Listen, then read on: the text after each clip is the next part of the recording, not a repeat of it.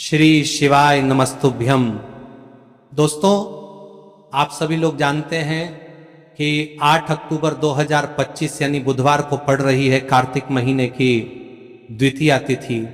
और दोस्तों, ये वह तिथि है जो कार्तिक महीने में पड़ने वाली सबसे बड़ी तिथि है, क्योंकि यह बुधवार के दिन पड़ रही है और इसका बहुत ही बड़ा और विशेष महत्व होता है।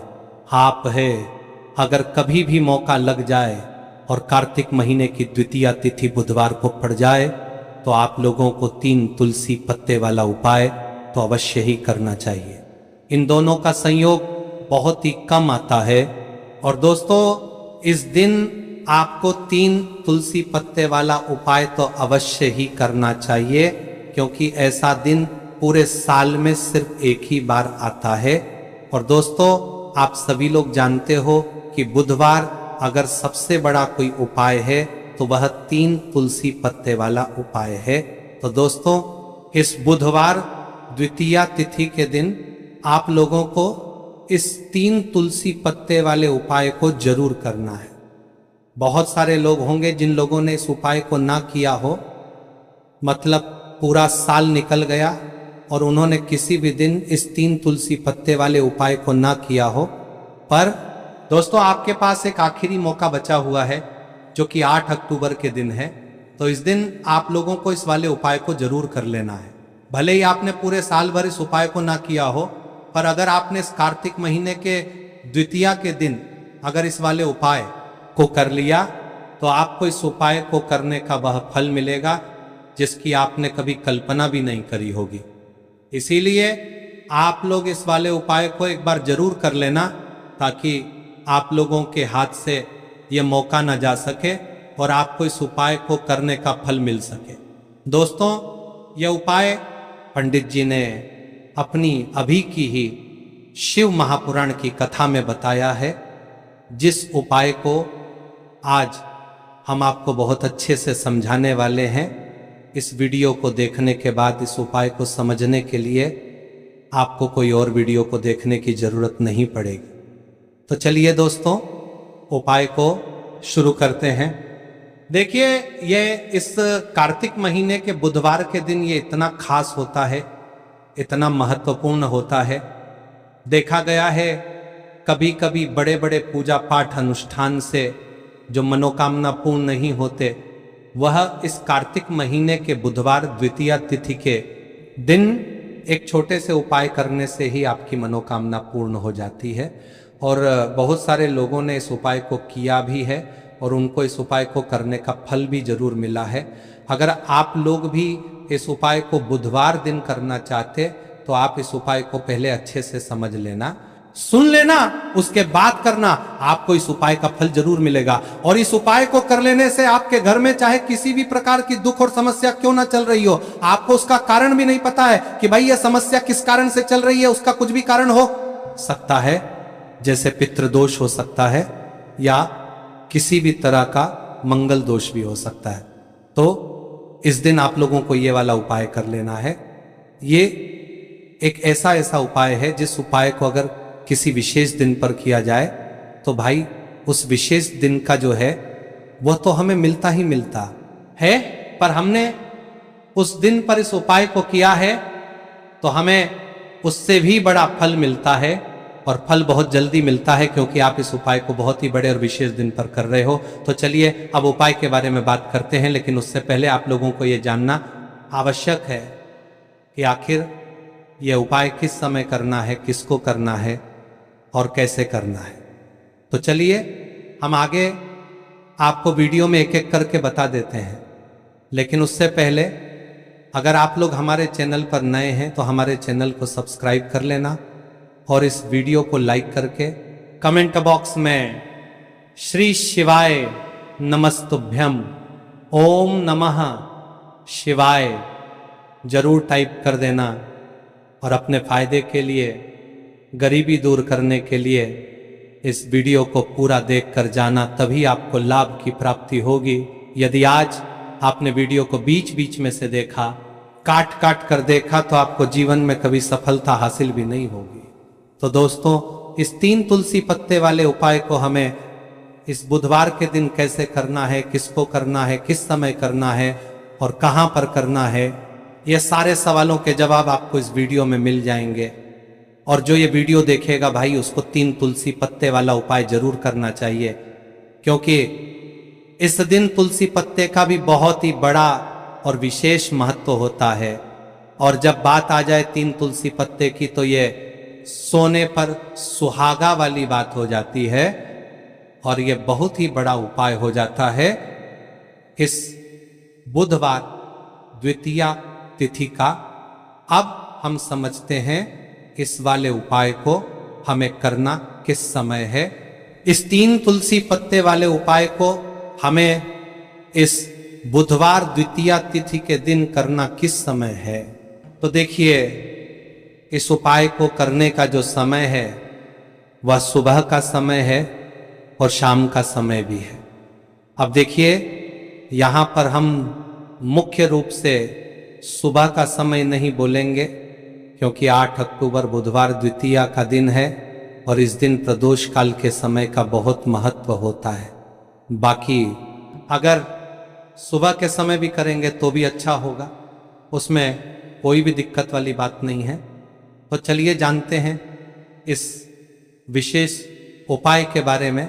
लेकिन उससे पहले एक प्रार्थना, अगर आप इस चैनल पर नए हैं तो आप इस वीडियो को लाइक करें, चैनल को सब्सक्राइब करें और कमेंट बॉक्स में आप अपनी राशि या अपना नाम जरूर डाल दें, क्योंकि हम राशि से जुड़ा भाग्य भी बताते हैं और भाग्य में चल रही परेशानियों को दूर करने के लिए वह आसान से आसान उपाय भी बताते हैं।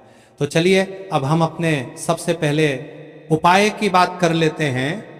हम सभी के घरों में माता तुलसी का पौधा अवश्य ही होता है। तो देखिए, हमें तुलसी जी के पौधे से सबसे पहले तो 3 पत्ते तोड़ने। देखो, एकादशी वाले दिन आपको तुलसी के पत्ते नहीं तोड़ने, तो देखिए तुलसी जी के आपको 3 पत्ते तोड़ने लेने हैं। और इन तुलसी जी के पत्तों को तोड़ने के बाद आपको 1 चुटकी हल्दी भी अपने साथ में लेनी है। हल्दी के अंदर आपको जल मिलाकर के पेस्ट के रूप में तैयार करना है और इसी के साथ में आपको एक दीपक भी लेना होगा। दीपक आप मिट्टी का भी ले सकते हैं, आटे का भी ले सकते हैं। और इस दीपक में आपको शुद्ध घी डाल के इसमें आपको लंबी रुई की बाती का प्रयोग करना है। देखिए दोस्तों, आपके पास 3 तुलसी जी के पत्ते हैं, तो पहला जो तुलसी जी का पत्ता है उस पर आपको सबसे पहले तो जो आपने हल्दी ली है उसकी एक बिंदी लगानी है। और पहला जो तुलसी जी का पत्ता है आपके घर में, भगवान विष्णु का चाहे कोई सा भी स्वरूप हो, चाहे लड्डू गोपाल जी का स्वरूप हो, या फिर भगवान कृष्ण की आपके मंदिर में प्रतिमा हो, या फिर भगवान श्री राम की प्रतिमाएं, उनके सामने आपको पहला तुलसी जी का पत्ता अर्पित करना है। अब देखिए दोस्तों, आपके पास जो 2 तुलसी जी के पत्ते हैं और आपके पास जो एक दीपक है, इन्हें आपको लेकर के पहुंचना है। अपने ही घर में तुलसी जी के पौधे के पास में देखिए, सबसे पहले तो आपके पास जो 2 तुलसी जी के पत्ते हैं उन पर भी आपको हल्दी की एक एक बिंदी लगानी है और उन दोनों ही तुलसी जी के पत्तों को आपको अपने घर में तुलसी जी के पौधे के वहां पर ही अर्पित कर देने हैं। और इस प्रकार से यह दोनों पत्ते भी तुलसी जी के पौधे के पास में अर्पित करने के बाद अंत में जो आपके पास एक लंबी बाती का दीपक है, इसे आपको तुलसी जी के पौधे के पास में ही प्रज्वलित कर देना है। जो भी व्यक्ति अपने ही घर पर इस प्रकार से तुलसी जी के 3 पत्तों का ये उपाय कर लेता है तो उसका परिवार हमेशा खुश रहता है, उसके परिवार में कभी भी कोई भी संकट उत्पन्न नहीं होता है। और यदि आपके घर में जो भी ग्रह क्लेश है वह भी समाप्त होते हैं, तो इस प्रकार से ये सुंदर सा उपाय करना है। अब बात करते हैं अगले उपाय की। देखो, यदि आपके जीवन में आर्थिक संकट बहुत अधिक हो रहे हैं, धन की समस्या लगातार जीवन में बनी हुई है, एक एक रुपयों को प्राप्त करने के लिए आपको बहुत अधिक मेहनत कर रहे हैं, तो आज रात्रि में सोने से पहले आपको हो यह चमत्कारी दीपक का उपाय अवश्य करना है। या फिर यदि आपका जो व्यापार है, बिजनेस है, दुकान है वह अच्छे से नहीं चल पा रही है, तो आज रात्रि में इस विशेष दीपक का उपाय आपको अवश्य करना चाहिए। देखो दोस्तों, दीपक हमारे घर में सभी नकारात्मक शक्ति को बाहर करता है। यह उपाय आपको साल में केवल एक बार करने का ही मौका मिलता है। देखिए, इस उपाय के लिए आपको तुलसी जी की जो सूखी लकड़ी होती है उसे ले लेना है। देखिए दोस्तों, यदि आपके पास पुरानी तुलसी जी की लकड़ी है तो उसे आप ले सकते हैं, और यदि आपके घर में तुलसी जी जो लकड़ी है वह सूखी हुई है तो उसकी लकड़ी आप तोड़ के इस्तेमाल कर सकते हैं। लेकिन आपको ध्यान रखना है कि सूर्यास्त से पहले पहले ही आपको ये जो तुलसी जी की लकड़ी है इसे अवश्य ही तोड़ लेना है। तो इस उपाय के लिए आपको सबसे पहले तो एक मिट्टी का दीपक लेना होगा, चाहे तो आटे का दीपक भी ले सके, क्योंकि आटे का दीपक सभी दीपक में सर्वोत्तम माना गया है। इस दीपक के अंदर आपको शुद्ध घी का प्रयोग करना होगा, और इससे दीपक के अंदर आपने जो तुलसी जी की लकड़ी ली है उसे भी रख देना है। लेकिन ये जो तुलसी जी की लकड़ी है इसमें आपको चारों तरफ अच्छे से घी लगा लेना है। देखिए, गुरु जी ने बताया है कि जो तुलसी जी की लकड़ी है यदि आप उपाय करते हैं और बहुत ही शीघ्रता से जल जाती है, तो इसके लिए आपको एक कार्य करना है। आपको थोड़ी सी रुई ले लेनी है, और उस रुई को आपने जो तुलसी जी की लकड़ी ली है उस पर अच्छे से चारों तरफ लपेट देनी है। तुलसी जी की लकड़ी के ऊपर रुई लपेटने के बाद इसे आपको पूरा घी के अंदर डुबो लेना है। अब इसे आपको बाती के रूप में प्रयोग करना है। अब दोस्तों, इस दीपक को आपको प्रज्वलित कहां करना है? तो इस दीपक को आपको या तो भगवान विष्णु के सामने प्रज्वलित करना होगा, या फिर आपको भगवान श्री राम के सामने प्रज्वलित करना होगा, या फिर भगवान कृष्ण के सामने, यानी कि भगवान विष्णु के जो भी अवतार हैं उनके सामने आप ये दीपक प्रज्वलित कर सकते हैं। या फिर आप इस दीपक को माता तुलसी जी के सामने भी प्रज्वलित कर सकते हैं। पूज्य गुरु जी ने बताया है कि जो भी व्यक्ति इस प्रकार से तुलसी जी की डंडी से या दीपदान कर देता है उसके जीवन में कभी भी धन की समस्या नहीं होती है। इसीलिए आपको ये पूरे साल में केवल एक बार ही मौका मिलता है। इस उपाय को करके देखना, आपकी सभी इच्छाएं जरूर पूर्ण होंगी। ये जो उपाय है रात्रि में सोने से पहले करना है। ये उपाय आपके लिए सर्वश्रेष्ठ होने वाला है।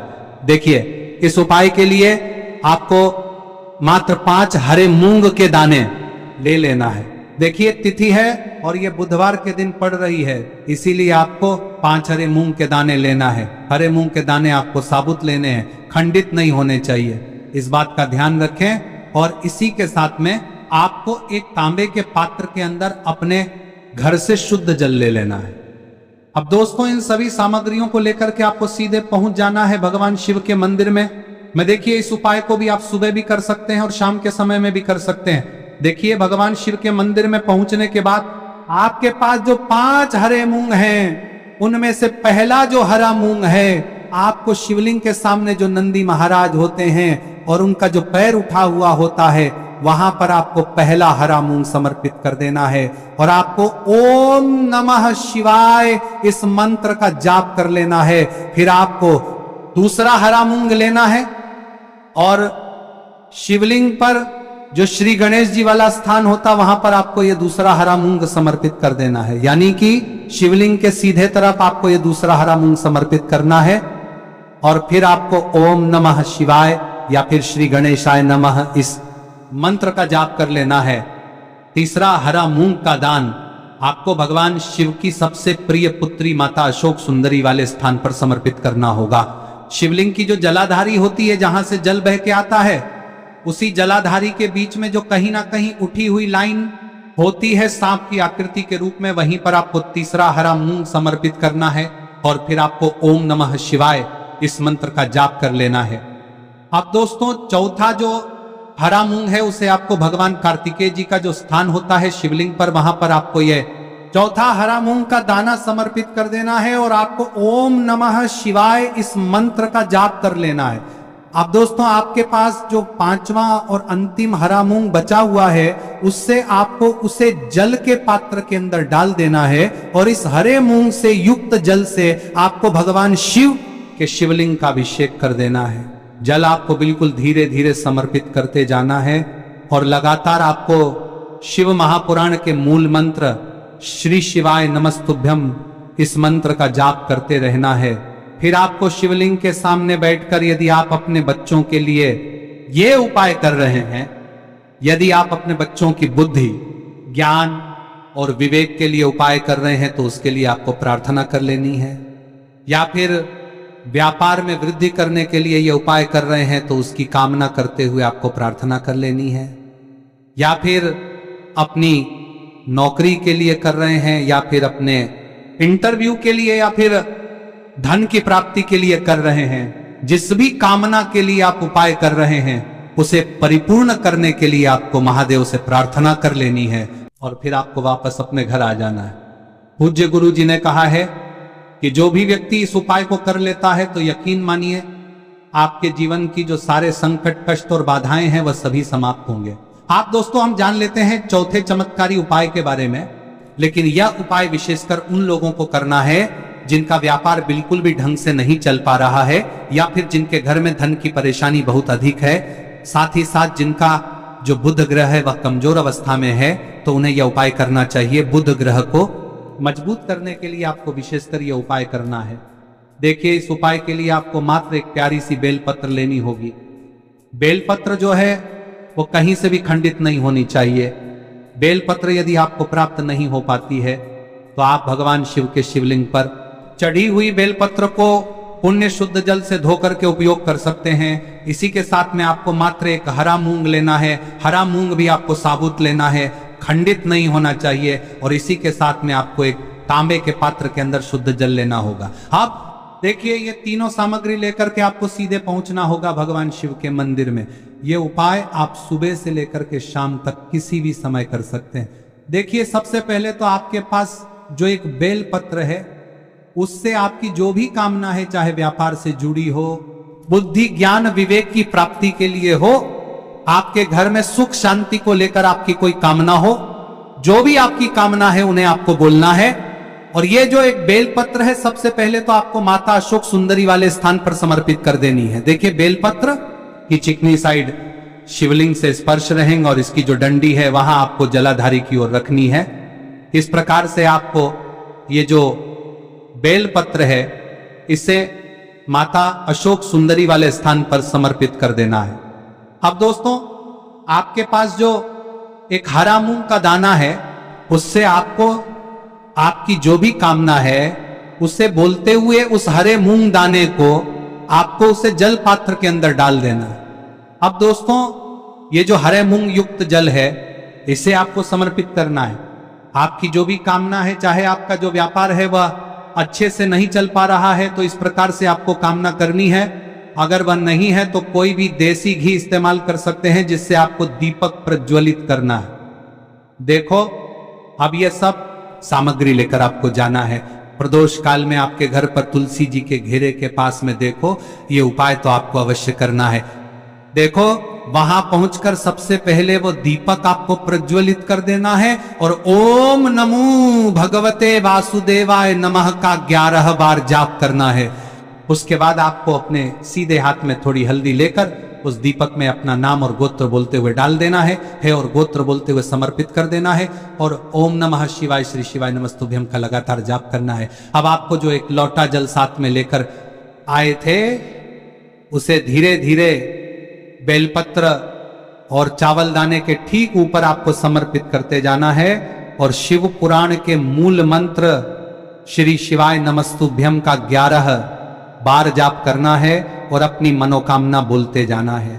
देखो, बस छोटा सा उपाय करना है, देखना एक दिन आपके सब काम बनने लग जाएंगे। अगर आपको जानकारी अच्छी लगी हो तो वीडियो लाइक करिएगा। मिलते हैं फिर एक नए वीडियो के साथ।